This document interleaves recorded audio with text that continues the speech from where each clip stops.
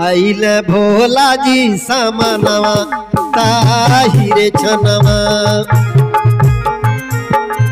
सेठ सेठानी के खेती थोड़ा पछड़ा लागल। कहले के भावी बा एगो बेटा भइल, लेकिन थोड़ा देरी में भइल।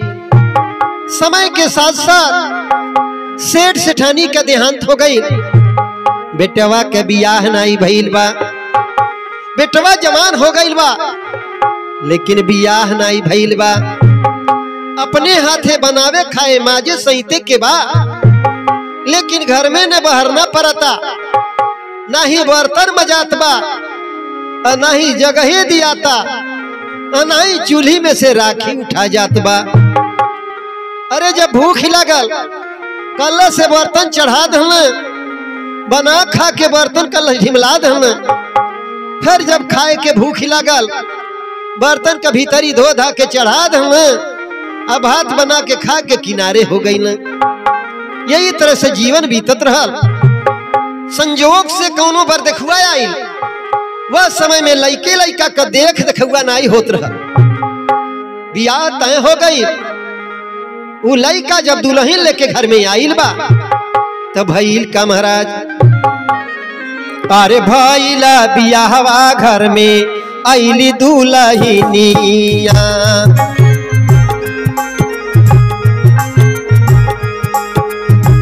आइली दुल्हनिया हो, आइली दुल्हनिया। भइला बियाहवा घर में आइली दुल्हनिया।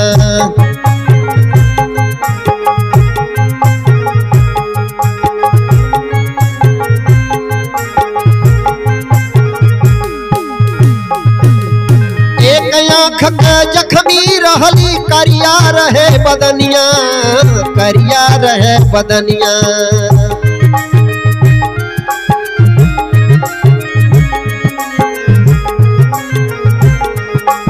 और देखी संघाती ताना मारे, हाँ देखी संघाती हंसी उड़ावे।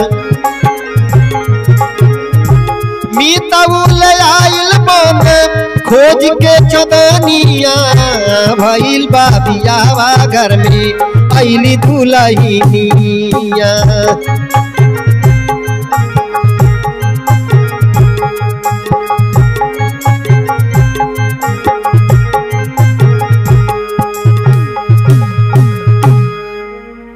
बियाह हो गई, घर में दुल्हन आ गई।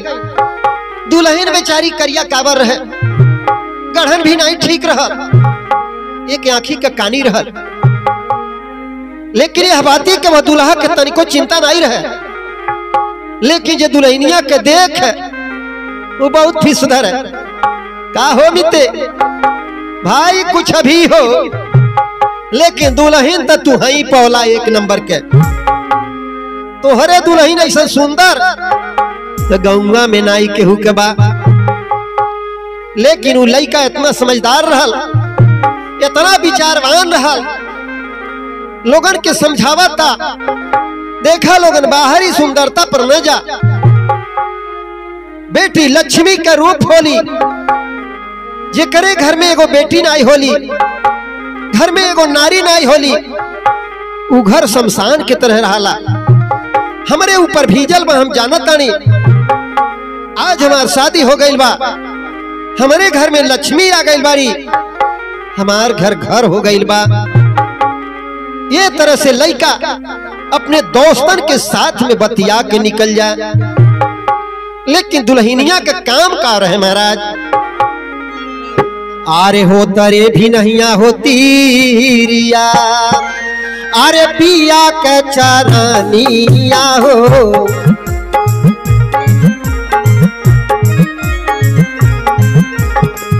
पिया के चरनिया ए रामा, पिया के चरनिया हो।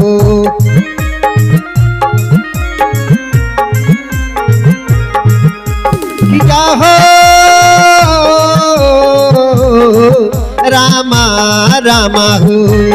अरे रामा माथावा से पानी लगावे लिए राम।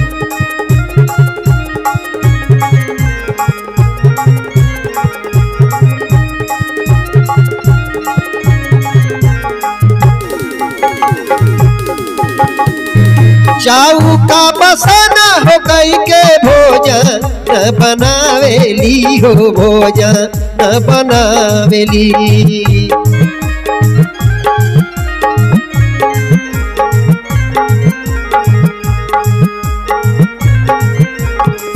चाऊ का बसाना हो कई के भोजन न बनावेली हो भोजन न बनावेली हो। अरे राम पहिले बलमुआ के खियावलिए राम।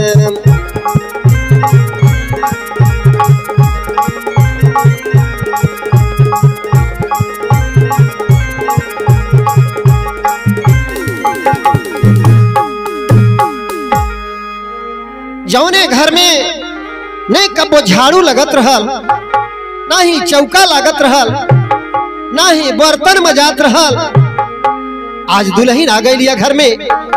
भले ही एक आँखी का जख्म बा, भले ही करिया काबर बा, भले ही गढ़न ठीक नहीं बा, लेकिन घर के सर सफाई खूब कायदे से करतिया, इत्मीनान से भोजन बनावतिया। पहले अपने मर्दे की खियाई के फिर ओकरे बाद अपने भोजन करतिया। हमेशा अपने पति के परमात्मा का दर्जा दे के और परमात्मा मान के ही उनका सेवा करतिया। ये सब काम देख के दुल्हा के आत्मा गदगद बा कि भगवान कुछ भी हो, हमार मेहरारू भले नाई गढ़नदार बा, भले नाई सुंदर बा, लेकिन अंदर से विचार के बहुत ही बढ़िया बा।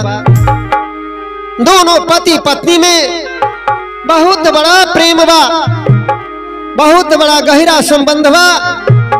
जौने तरह से नारी अपने पति के परमेश्वर जानतिया, वही तरह से दुल्हा बेचारा वह कानी दुल्हन के घर में एक लक्ष्मी के रूप मान के ओकरे सेवा में लागल बा।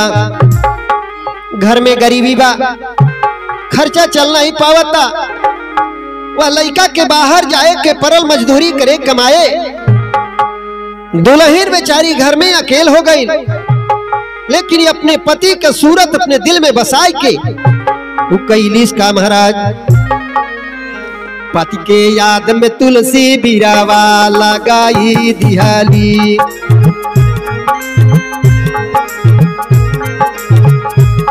लगाई दिहाली, लगाई दिहाली। पति के याद में तुलसी बिरावा लगाई दिहाली।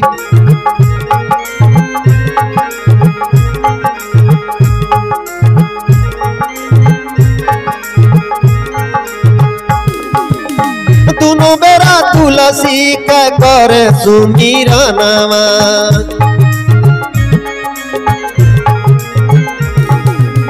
चौमुख दिया नजरावे लगली। पति के याद में तुलसी बिरावा लगाई दिहाली।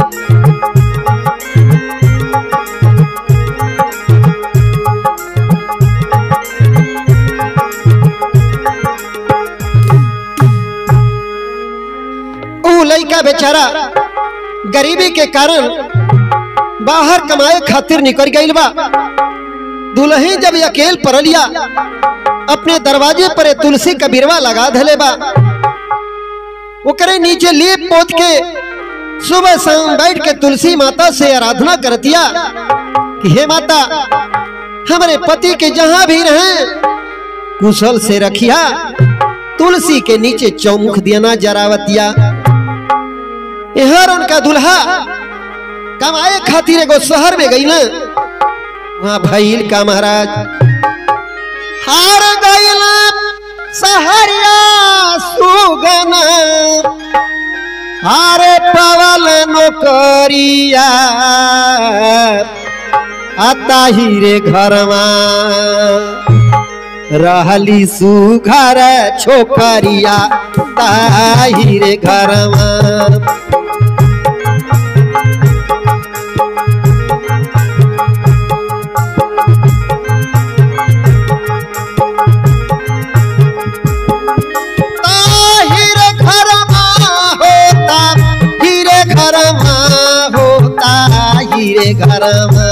रहली सुघर छोकरिया ताही रे घरवा।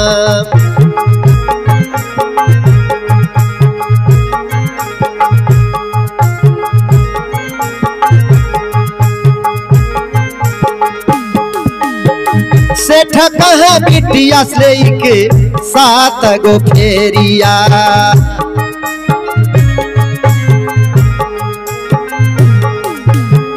सेठ कहा बिटिया से के 7 गो फेरिया ताही रे घरवा। बैठा ले के जिम्मेदारिया ताही रे घरवा।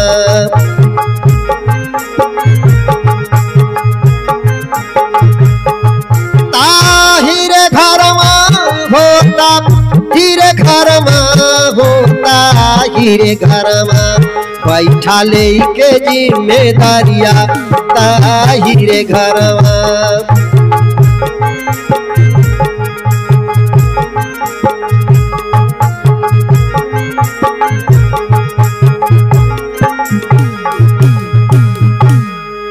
लइका जौने सेठ के घरे नौकरी पौले बा, वह सेठ के घरे एगो सियान बिटिया रहल, शादी करे के योग्य हो गई रहल। यह लइका का रहन सहन और चाल चलाना जब देखले बने, सोचता ने अपने मनवा में, हे भगवान हमरे कोई औलाद नहीं बने, केवल एगो बेटी भरबा। आखिर धन हमके दूसरे के होके देवे के बा। अगर यह लइका से बियाह हमारे बेटी के हो जात तो एक ही अपने घरे राख लेती। ये प्रस्ताव सेठ जी लइका से कहले बाने। सेठ के पास बहुत ज्यादा धन रहल। वो लड़का जब सेठ के बात सुन ले बा कि सेठ जी अपने बिटिया का बियाह हमारे संगरी कह दी है, सारा धन हमके मिल जाई। वो लड़का अपने मन में सोचत का बा, महाराज होई बियाहवा तेरा जमिली जाई। राज मिल जाई हो राज मिल जाई, होई बियाहवा तेरा राज मिल जाई।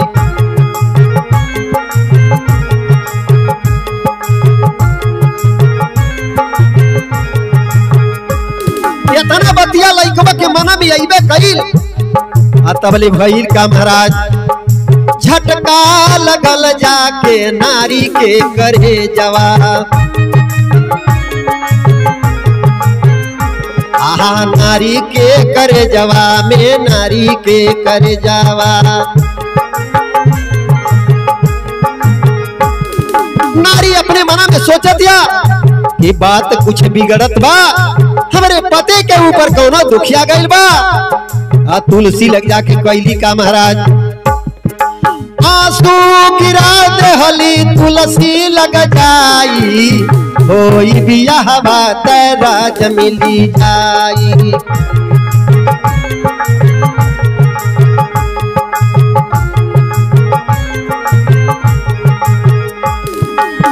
तुलसी जब ही वो नारी जाके अपनी आंसू गिरौले बा, तो ही करे प्रेम का झटका आए के दुल्हा के करेजा में लागल बा। तुरंत ओकर ईमान बदल गई। अरे बाप रे बाप, हम काय अपने मन में सोचतानी, हमारे घरे एगो सती नारी बैठलिया, हम यहाँ धन के लालच में दूसरे मेहरारू के चक्कर में पड़तानी। तुरंत सुगनवा के बदलल ईमानवा, आहा बदलल ईमानवा हो बदलल ईमानवा। अरे विधि का विधान कहे देई भुलाई, होई बियाहवा तेरा जमिली जाई।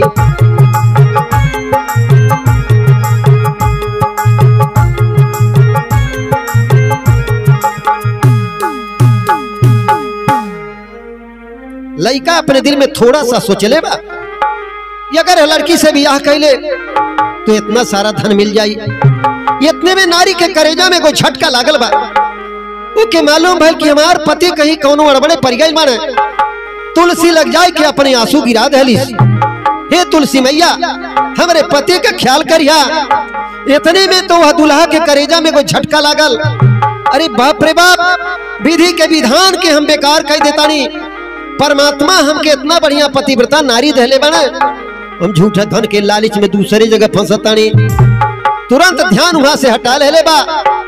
वो लड़का सेठ के तुरंत जवाब दे दे बा कि हे सेठ जी, हमार शादी हो गई बा, हमार पत्नी घरे बा, या नाते से संसार में एक पत्नी के अलावा हम दूसरे पर नजर नहीं डाल सकीला। सेठ तो चुपा गई ना। धीरे धीरे समय बीते लगल, लेकिन सेठ के जो बिटिया रहल उनके आंखी में लड़का गड़ता। हमेशा या लड़का के चक्कर में उस सेठ के बिटिया पड़ लिया। अरे सेठ का बिटिया शादी खातिर हरदम कहे बचनिया, हरदम कहे बचनिया।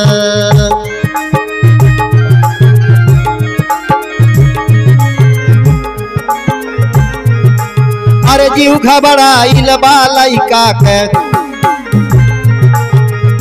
लेके हिसाबवा धइले घर का डगरिया। भइल बा बियाहवा घर में आइली दुल्हनिया।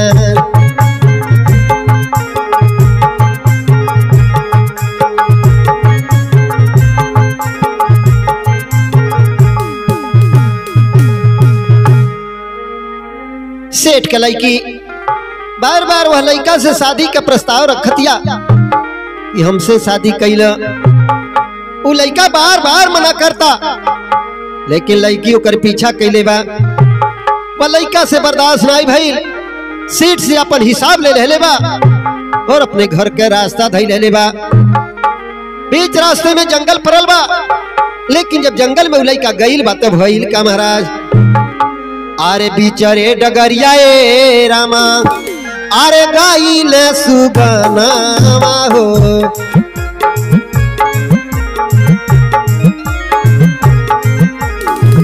गाइल सुगनवा ए रामा, गाइल सुगनवा हो।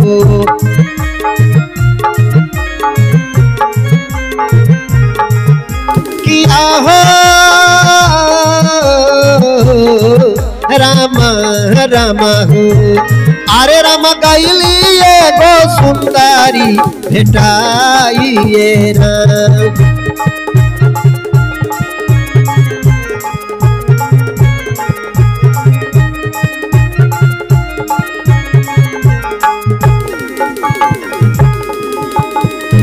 हीरा मन का थैली देखा के बोले नी बचनिया बचनिया बोले नी बचनिया हो।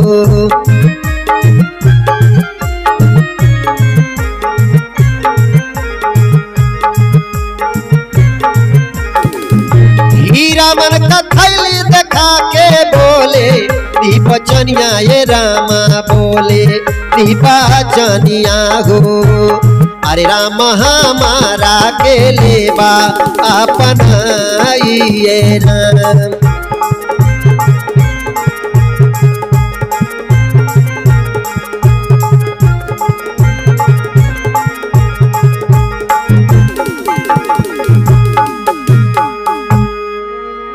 लड़का अपने घर के रास्ता पकड़ लेबा, लेकिन जब जंगल में गइल बा, अगर सुंदर लड़का बा ओके तमाम लड़की मिले वाली बाड़ी, अगर सुंदर लड़की बा तो के तमाम लड़का मिले वाला बाड़े।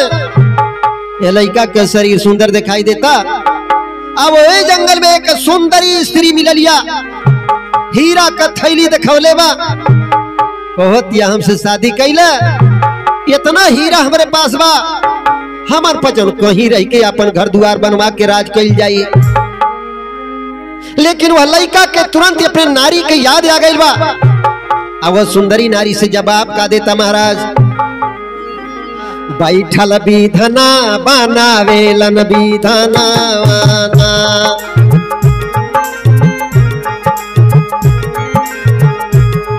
विधना वाना विधना वाना विधना वाना विधना वाना। बैठल विधना बनावेलन विधना वाना।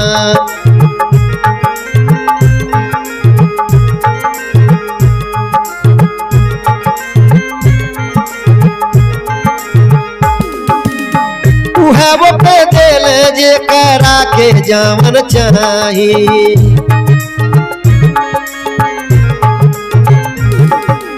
हमहू के दिहल एक जननवा बैठल विधान बनावेलन विधानवा।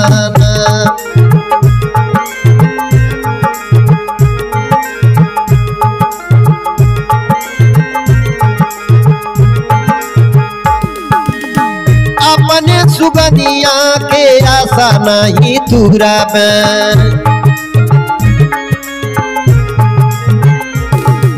ओकरे आगे फेल बा जहनवा, ओकरे आगे फेल बा जहनवा। हो बैठ विधान बनावेलन विधानवा।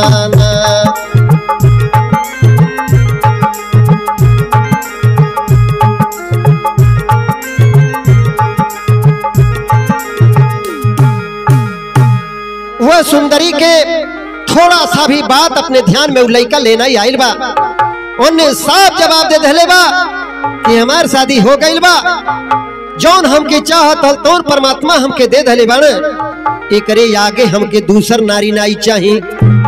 वहां से आगे जब बढ़ल बा तो भइल का महाराज, हारे आगे गइल सुगना पारल, आरे बिया बन बनवा आता ही रे छनवा, आइल भोला जी समनवा ताही रे छनवा।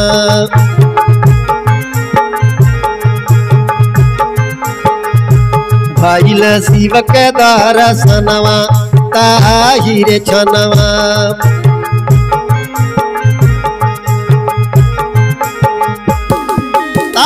हिरे छनवा होता, हिरे छनवा होता, हिरे छनवा भइल शिव के दर्शनवा ताहिरे छनवा।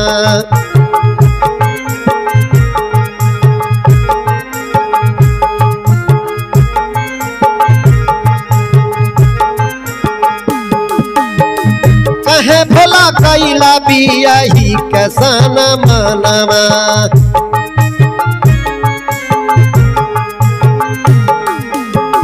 कहे भोला कैला बिया ही कैसन मनवा ताहिरे छनवा। बसला हमारे परनवा ताहिरे छनवा।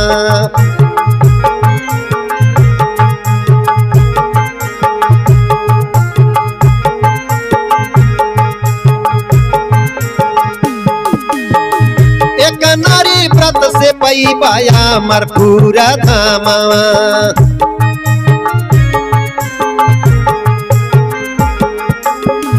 एक नारी व्रत से पैबा अमर पूरा धामवा ताहिरे छनवा। देत बहनी बार धनवा ताहिरे छनवा।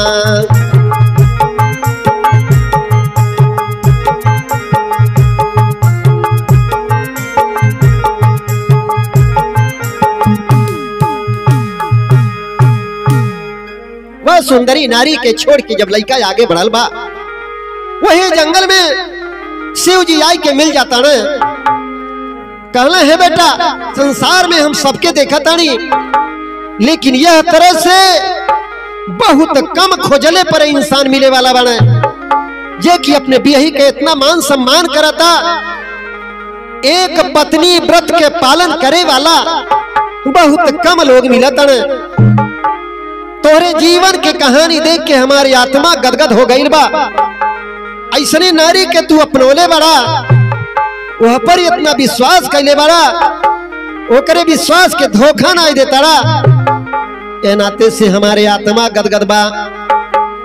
तोहके आज हम वरदान देता नहीं, जौने दिन यह शरीर के छोड़बा वह दिन तोहे अमरपुर धाम के प्राप्ति हुई। इतना बात कह के भोलेनाथ अंतर ध्यान भइल बने। लइका जब वहां से आगे बढ़ल बा तो लक्ष्मी जी का दर्शन होत बा। लक्ष्मी जी कहली, बाबू हो, तोहरे घर में हम बहुत गरीबी देखली, तोहरे घर से हम दूर रहली, काहे से तोहरे घर में न कबो बर्तन माजल जात रहल, ना ही जगह दियात रहल, न घर में बहरना परत रहल, न घर लीपल पोतल जात रहल। ये नाते से तोहरे घर से हम बहुत दूर रहली। अब आज से तोहार गरीबी हम दूर कई दे। लेकिन लक्ष्मी जी लइका से कहली का महाराज, अब तुहरे घरवा में ले हम निवासा, ले हम निवासा हो, ले हम निवासा। अब तुहरे घरवा में ले हम निवासा।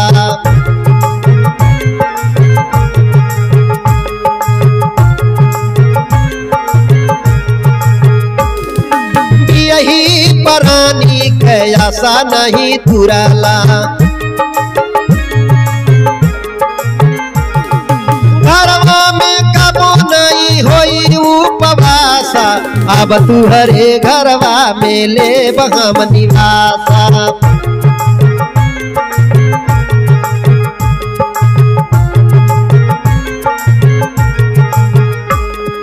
जौने घर बियही के होला सना मनावा,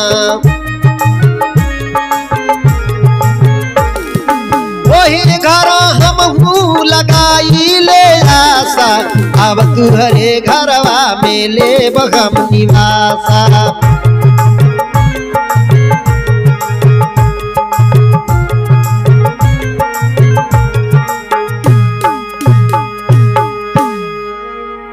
लक्ष्मी जी लइका से समझौले बाड़ी कि बाबू हो, तुमके कहीं कौनो तरह से परेशानी अब नहीं हुई, चुपचाप अपने घरे जा। तोहार विचार हम तौल लहली, तोहार विचार देख के आत्मा गदगद हो गई बा। अब हम तोहरे घरे बासाले, तुम्हें कोनो चीज के कमी नहीं हो पाई। काहे से तू एक पत्नी व्रत के संकल्प लहला कि एक पत्नी के अलावा फिर दूसरी नारी के ऊपर अपन नजर नहीं डालता। यह नाते से हमारी आत्मा गदगद हो गई बा। काहे से हर नारी लक्ष्मी का रूप होले। जौने घर में नारी पहुंच जाले वो घर में समझ ले कि लक्ष्मी आ गईली। अगर वह नारी के वह ढंग से इज्जत होत बा तो समझ ले कि लक्ष्मी वहां जरूर रही है। अब तोरे घर के ऊपर हमार हमेशा नजर रही। अरे घर में दोनों परान का सुख से बीते लग जिंदगानिया, बीते लगल जिंदगानिया।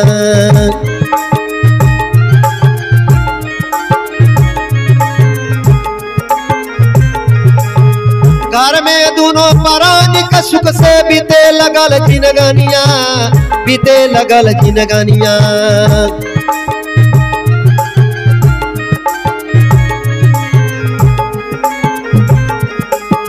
सिपन दास नारी व्रत ऐसन, अंत में हमारा पूरा मिलली सरानिया। भइल बियावा घर में अइली दुल्हनिया।